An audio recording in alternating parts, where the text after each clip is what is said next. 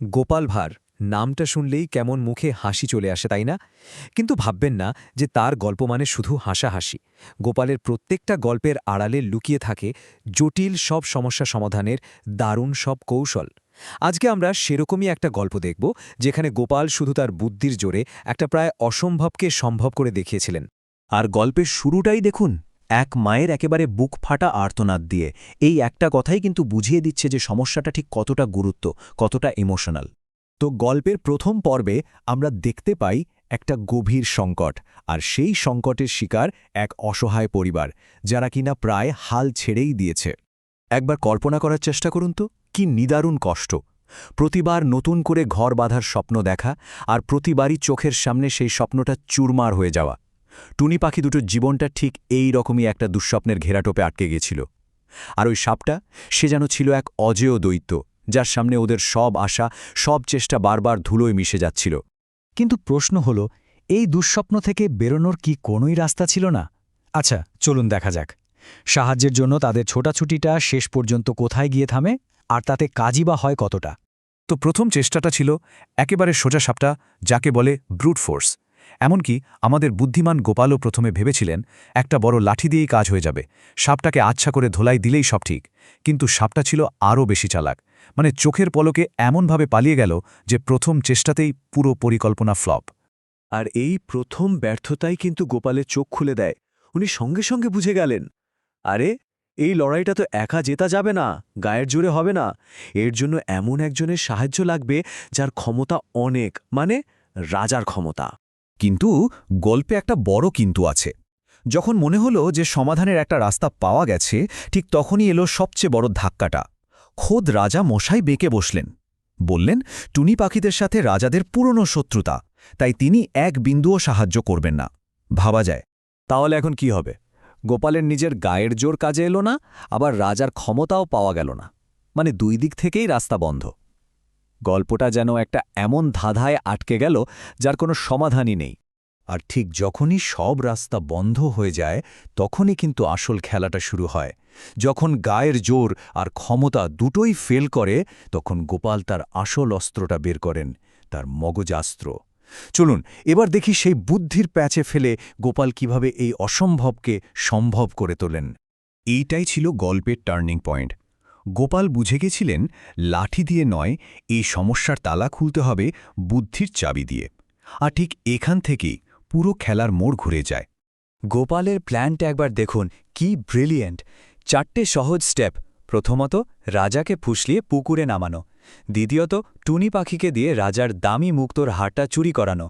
তৃতীয়ত, হারটা ফেরত আনার জন্য রাজার প্রহরীদের পাখির পেছনে লেলিয়ে দেওয়া। আর শেষ স্টেপ, ওই তাড়া করতে থাকা প্রহরীদের সোজা সাপের গর্তের সামনে নিয়ে যাওয়া। দেখুন, গোপাল কিন্তু কাউকে জোর করেননি, অনুরোধও করেননি। তিনি শুধু সবার প্রয়োজনটাকে কাজে লাগিয়েছেন। রাজা তার হার ফেরত চান, প্রহরীরা নিজেদের গর্দান বাঁচাতে চায়, আর টুনি পাখিরা চায় তাদের ডিমগুলোকে বাঁচাতে। গোপাল শুধু এই 3টে আলাদা ইচ্ছাকে একটা সুতোয় গেঁথে দিয়েছেন। এটাই হলো আসল স্ট্র্যাটেজি। তো প্ল্যান তো রেডি, এবার অ্যাকশনের পালা। চলুন দেখি গোপালের এই মাস্টার প্ল্যানটা বাস্তবে কিভাবে কাজ করল। উত্তেজনা কিন্তু বাড়ছে। সবকিছু একদম পরিকল্পনা মাফিক। রাজকীয় পুকুরঘাটে রাজা তার সেই বিখ্যাত মুক্তোর হাটটা খুলে সাঁতার কাটতে নেমেছেন। হাটটা একদম অরক্ষিত অবস্থায় পড়ে আছে, মানে ফাঁদ পাতার জন্য স্টেজ একেবারে রেডি। আর ঠিক তখনই প্ল্যান অনুযায়ী কাজটা হয়ে গেল। টুনি পাখিটা ছু মেরে হাটটা তুলে নিল। ব্যাস, যা হওয়ার তাই হল। মুহূর্তের মধ্যে হইচই কাণ্ড বেঁধে গেল। রাজা তো রেগে আগুন, আর তার এই রাগটাই হয়ে উঠল গোপালের প্ল্যানের ইঞ্জিন। মজার ব্যাপারটা দেখুন, রাজা কিন্তু টুনির ডিম বাঁচানোর জন্য কিছু করছেন না, তিনি নিজের হাড় বাঁচানোর জন্য হুকুম দিচ্ছেন। কিন্তু তিনি বুঝতেই পারলেন না যে তিনি আসলে গোপালের পাতা ভাদেই পা দিয়েছেন, আর প্রহরীদেরও জীবনের ভয় দেখিয়ে মাঠে নামিয়ে দিলেন। আর এরপরেই শুরু হলো সেই রুদ্ধশ্বাস দৌড়।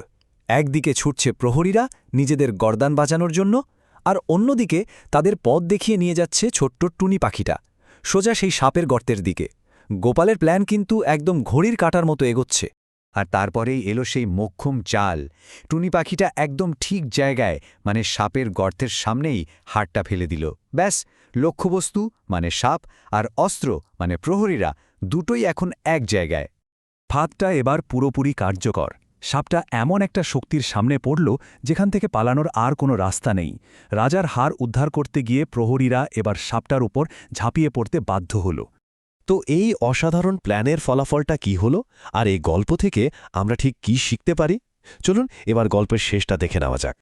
ফলাফলটা দেখুন একবার, একেবারে পারফেক্ট। সাপটা ছাড়া আর কারোরই কোনো ক্ষতি হল না। রাজা তার হার ফিরে পেলেন, প্রহরীদের জীবন বাঁচল, আর সবচেয়ে বড় কথা, টুনি পাখিরা তাদের পরিবারকে সুরক্ষিত করতে পারল। মানে এটা একটা সত্যিকারের উইন উইন সিচুয়েশন, যেটা সম্ভব হয়েছে শুধু গোপালের বুদ্ধির জোরে। আর সবশেষে এলো সেই মুহূর্তটা, যার জন্য এত কিছু করা। যে বাসাটা একদিন কান্নায় ভারী হয়ে থাকত, সেখানেই কিছুদিন পর ডিম ফুটে নতুন বাচ্চার কিচিরমিচির শব্দ শোনা গেল। টুনি পাখিদের স্বপ্নটা অবশেষে সত্যি হল। এই গল্পটা আমাদের খুব সহজ, কিন্তু খুব জরুরি একটা কথা মনে করিয়ে দেয়: ইচ্ছা থাকলেই উপায় হয়। যখন সদিচ্ছা আর বুদ্ধি একসঙ্গে হাত মেলায়, তখন কোনো সমস্যাই আর অসম্ভব মনে হয় না। আচ্ছা, এই আলোচনাটা শেষ করার আগে একটা প্রশ্ন রেখে যাই। আমাদের চারপাশে আজকের দিনে এমন অনেক সমস্যা আছে না, যেগুলোর সমাধান আমরা কেবল গায়ের জোরে বা ক্ষমতা দিয়ে করার চেষ্টা করছি?